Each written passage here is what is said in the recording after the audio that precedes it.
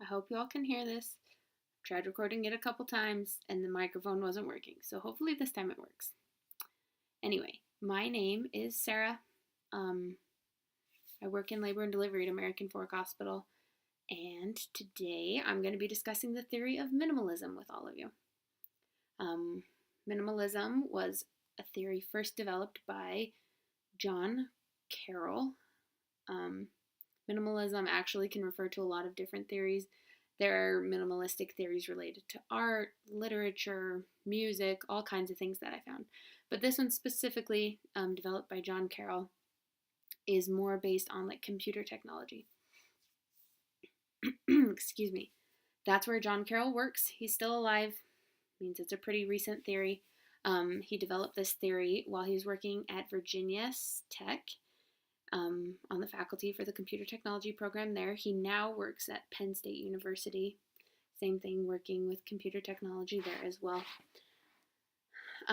Overall, this theory emphasizes the need to build upon our previous knowledge and experiences and things that we do.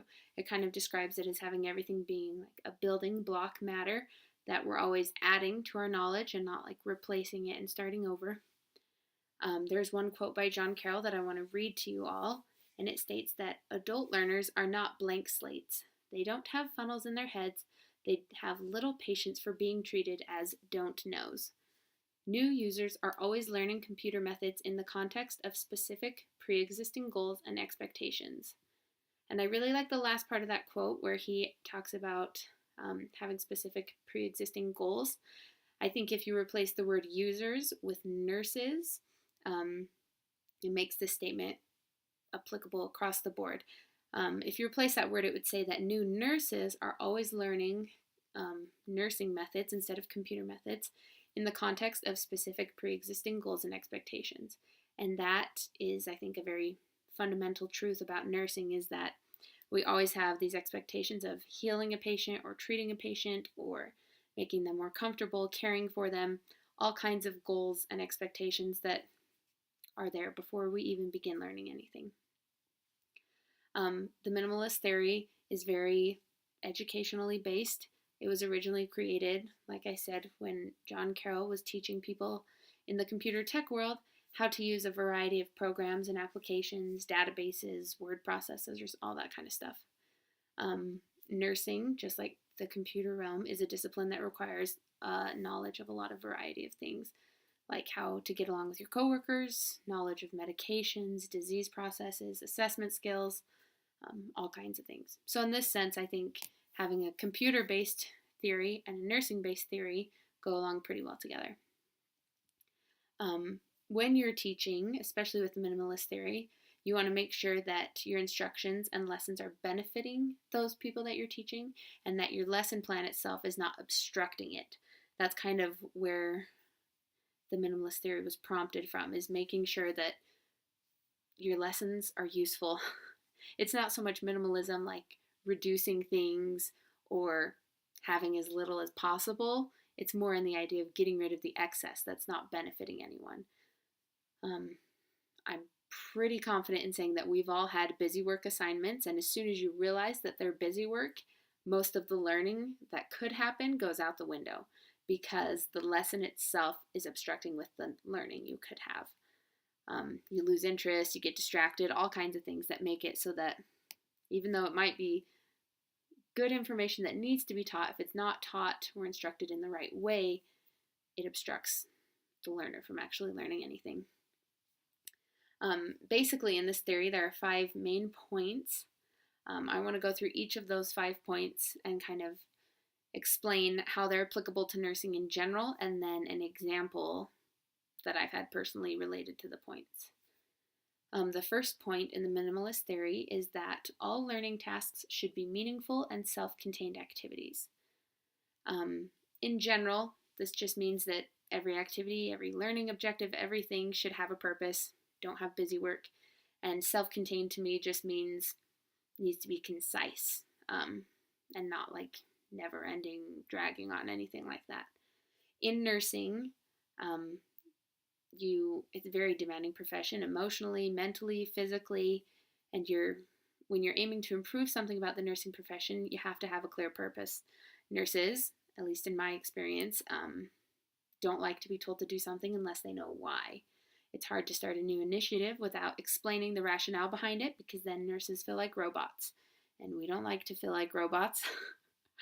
Instead, we like to understand why we're doing things, and that makes it easier for us to fit them into our routine of doing our nursing tasks. As nurses, we're also always busy between assessments, rounding, deliveries, charting, attempting to find time to go to the bathroom, maybe even eating lunch if you're lucky. You have a pretty busy day every time you go to work. And so if you're going to add a new task or an experience or something, it needs to be meaningful, have an explanation of why, and it needs to be self-contained, meaning it needs to be efficient so that nurses can actually complete it, fit it in their busy schedule. You can't have a goal that's connected to 50 other goals. That kind of takes away from the idea of having everything being self-contained. If you have everything connected to 10 goals at a time, you'll never accomplish all of them. Instead, it needs to be a little bit more concise and something you can actually complete the task for. In my personal experience, I've seen some tasks that meet this criteria right off the bat and some that don't. About a year ago, our nurse manager for our region began a new initiative called Commit to Sit. At first, I did not think that this initiative fit into the idea of being self-contained and being meaningful. The idea behind Commit to Sit is that once a day you needed to find time to sit down in a chair next to your patient and talk to them. It didn't matter what you talked about, it didn't matter how long you talked, but you just needed to sit down and talk. At first, we just heard the rules of this new initiative. We heard that you had to sit down and talk, and it seemed very pointless. Once we learned the rationale behind it, it started to make a little more sense. We learned that the rationale included some studies that had shown that sitting down and talking to your patient improves communication, makes the patient feel more at ease, and makes them feel like you're not in a hurry, like you have time to actually answer their questions and listen to their concerns. And then once we learned that importance behind the initiative is a lot easier and more motivating for me to fit it into my daily routine. And then once I started to do it, I started to realize the own benefits it had for me and my nursing education that I give. So again, it kind of became easier to adapt into my routine. As far as the self-contained idea, it's nice that the committing to sit, they didn't tell us we had to sit for a half hour or that we didn't have to sit 4 times during the day, because all of those things are a little harder to manage. It was a very concise rule. You just had to sit once to show that you did it. You could talk about anything. There was enough flexibility that it made it manageable, but a specific enough item that you could complete it. Okay, let's see. The second idea in this theory is that learners should be given realistic projects as quickly as possible. To me, this second point just means that when you're transitioning from the education to the real world to the hands-on practice, that the realistic projects need to follow the education very closely. If you have a long gap between learning something and practicing it, you're going to forget it all and you're going to have to start all over. It's the same in nursing, especially when you're talking about simulation-based training. Simulations are when you just practice any hands-on scenario about something you've practiced or about something you've learned in the classroom or in staff meeting or new training, anything like that. But the simulation itself is the realistic project. After completing your projects, like I said, you need to do the simulation right after so that you can kind of double emphasize whatever you're trying to get across.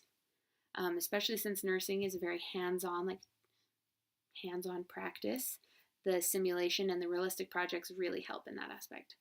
One example I thought of this was neonatal resuscitation training. In labor and delivery, since we work with infants and newborns, we are all trained in NRP, or Neonatal Resuscitation Program. As part of the NRP training, you learn about a concept. First you go into a room, you learn about a couple concepts, you do a little bit of hands-on, you just kind of learn how they all work, and then you go back and you do 3 simulations back to back to back. In between each simulation, you have a debriefing, where you kind of relearn your mistakes and then you go back to the next simulation and practice again. I think that's the perfect example of having the learning and then the hands-on project that follows right after. It's very lifelike, very similar to your everyday workings. The third idea in the minimalist theory is that instruction should permit self-directed reasoning and improvising by increasing the number of active learning activities. This idea simply means that people are not robots. You can't do something, teach it to a nurse, and then expect her to do it the exact same every single time. Even if it's something that needs to be done perfectly every time, like sterile technique, you can't imagine that every single nurse is going to put on the left glove before the right glove. Even though they're sterile, they might have some variety, put on the right glove, then the left glove. You have to allow for like personal improvisation and stuff like that. Every nurse inserts IVs a little bit different. It's really hard being a new nurse for this reason, because you'll learn something from one nurse and then follow another nurse and they'll teach you a different way. And sometimes nurses are very specific and try and tell you that their way is the right way. It's not always true. Sometimes there are multiple right ways. When this applied specifically to me has actually just been this last week. I have a capstone student that just started following me. She's been here 2 days. And since she's come, the first day, she pretty much did everything exactly like I told her to, because she'd never been around labor and delivery before. However, by day 2, we were triaging a patient, asking kind of a history form, going through all their review of symptoms and everything. And I would like quietly prompt her in how to ask the question to the patient. And I kind of expected her subconsciously that she would turn and ask the patient in the exact same wording that I had just told her. But instead, she listened to what I said, she read the question from the computer, and then she phrased it how she was going to phrase it. And it kind of threw me off just because I wasn't expecting it that early, but it made me realize that she is not a robot either, that just because I ask a question the exact same way every time doesn't mean that she needs to. Whether you're asking someone if they have a UTI or if they have burning when they urinate, it doesn't really matter as long as you get to the same end goal of understanding their history with UTIs. So in that way, I think that having the self-directed reasoning and improvising applies perfectly from the computer world to the nursing world. The fourth idea in this minimalist theory is that training materials and activities should provide for error recognition and recovery. This one might be my favorite concept in the minimalist theory because errors are a big deal in the nursing world. I know they're very frowned upon, sometimes they're even fatal, but they're inevitable. Nurses are humans, humans make mistakes. I mean, we take care of humans. Even if we did everything perfectly, there's still the chance of an error occurring if you have like a patient that forgets to tell you they're allergic to something. Errors happen. But the best part about practicing and training is that you can get a lot of the errors kind of out of your system, or so to speak, by having trainings. There's no better place than in a training to have an error because it's a safe place to learn and no one's going to get hurt from the error. So the example for me is kind of going back to that neonatal resuscitation I talked about a minute ago. When you're doing neonatal resuscitation, the nurses on our unit are required to attend like a monthly mock code as part of keeping our NRP current and keeping our skills fresh. In these mock codes, we gather together for 20 or 30 minutes. We run a simulation where we get the hands-on training that we need to. We practice resuscitating a newborn, and then there's a short debriefing afterwards. And every time you debrief, you instantly start to recognize errors, if there were any big errors, or even just find ways that you could have improved. You see the gaps in your timing, or like the lapse in your thinking from A to B, or thinking how you could get maybe your EKG leads on faster, things like that. You instantly start to pick them out because you're able to look back and analyze what you've just done, and you feel safe doing so. After we do the simulation and debriefing, we also review the recording sheets for any code blues we've had in like the last month or so.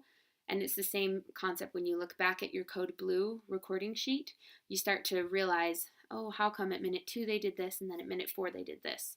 And it's a perfect way to look back and analyze errors that were maybe made in real life. And that's even more motivating to not make the same error because you know it occurred in real life. So that relates perfectly to the idea that training materials and activities need to allow for the errors to happen, but they also need to allow for you to recognize the errors and then move on from them. Okay, the very last idea in this theory is that there should be a close linkage between the training and the actual system. This simply just means make your training realistic. It doesn't do a lot of good to train with old supplies, videos from the 70s, or anything like that, because then when you get in the real situation, nothing relates. If I were to attend a training on differences in adult heart rate rhythms, that'd be great, but it would not benefit me at all in our work because we never have adults on telemetry. It would help me a lot more to attend one based on like fetal heart rate tracings and stuff like that. So overall, your trainings should be like your real life practices. So just kind of in conclusion, the minimalism theory, it applies perfectly to nursing. I find it kind of ironic that it was created for computer tech initially because computer technology has changed the face of nursing so much. But it's cool how it applies across the board between technology and nursing. When I first thought of minimalism, I was worried it would be about like having the bare minimum, but instead it's more about making what you have practical, applying it to your real world practice, and like having purpose behind it. So yeah, that's about it. Thanks everyone for listening.